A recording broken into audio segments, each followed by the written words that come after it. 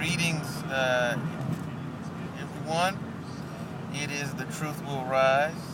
Back, as you can obviously tell, I'm on the road again. Back doing kind of, I guess you can call it, necessarily an addendum, a follow-up, an update, if you will, to a video I did previously in terms of discussing the political parties and all of those things. Because, as I stated on that particular video, this year is a big election year from a presidential standpoint, and then, there'll be some congressional things as well. And because of that, the sales pitch that was the 2008 election, that's been kind of gearing up here over the past several months, and pretty soon the PTBs will select who they decided you're going to choose from. And really the whole underpinning of these videos is that it really doesn't matter. I think that people have to get over their fervent devotion or belief in these political parties, okay? And you can actually look up, do some research on a gentleman named Colonel House, who was one of FDR's, prime advisors, and FDR, I believe it was. I could be mistaken. Might have been Woodrow Wilson. It was one of them. I think it was Woodrow Wilson. But anyway, presidential advisor, and was Woodrow Wilson.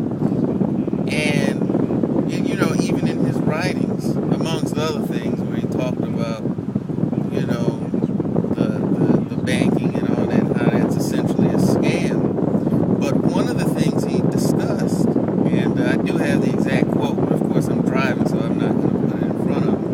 But basically what he said is that one of the ways we can, distract the people is to engage them in, political parties and have them themselves argue, over matters that don't really, of little importance, to bog themselves down in these arguments.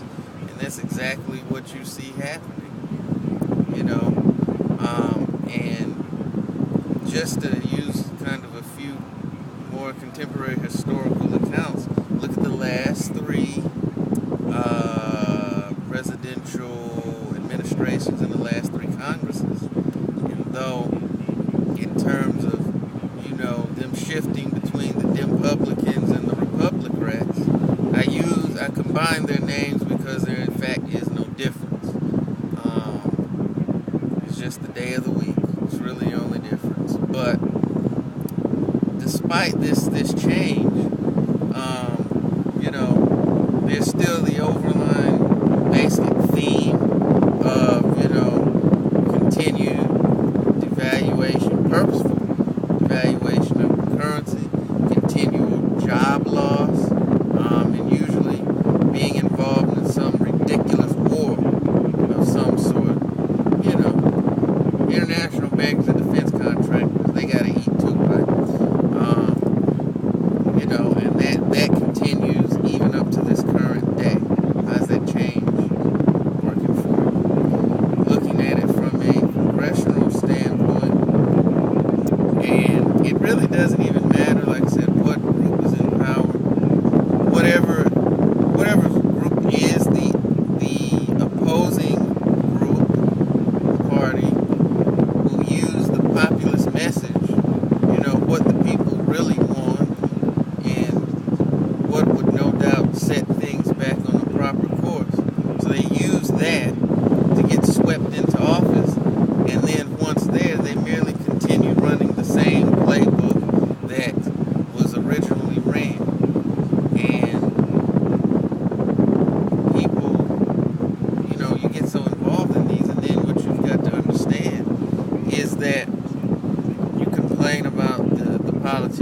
all that, from a certain level, that's understandable.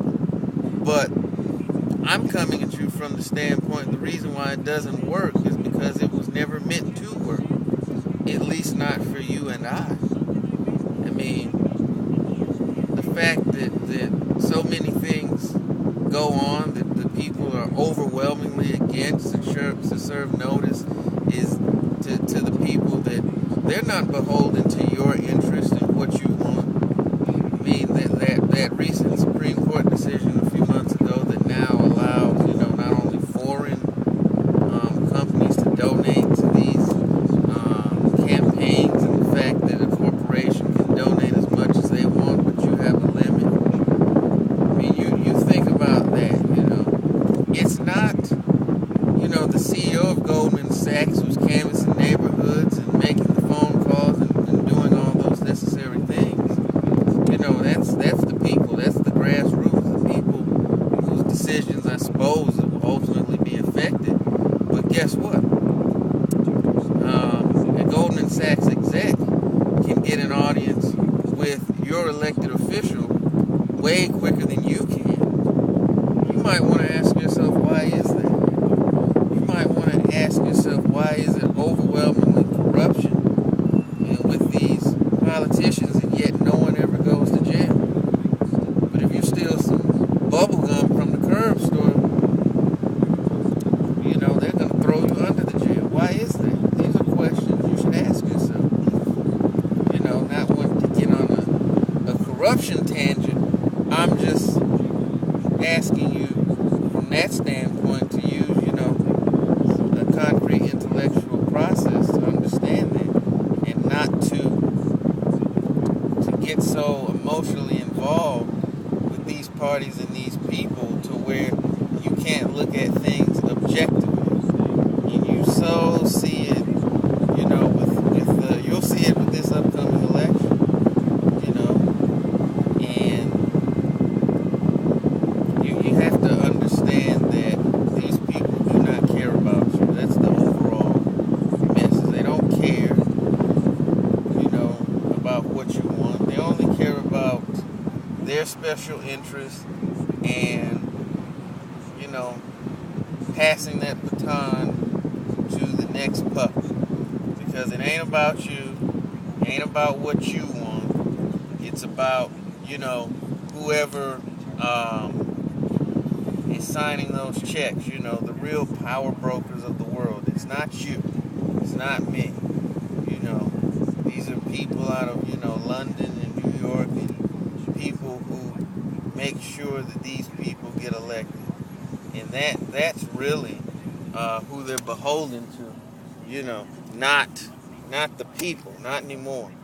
And you it's so vital that you understand that, because what you need to do, quite simply, is follow the money. Look at who's financially backing these people, not Grandma Susie, in Cheyenne, Wyoming, donating, $25 out of the cookie jar.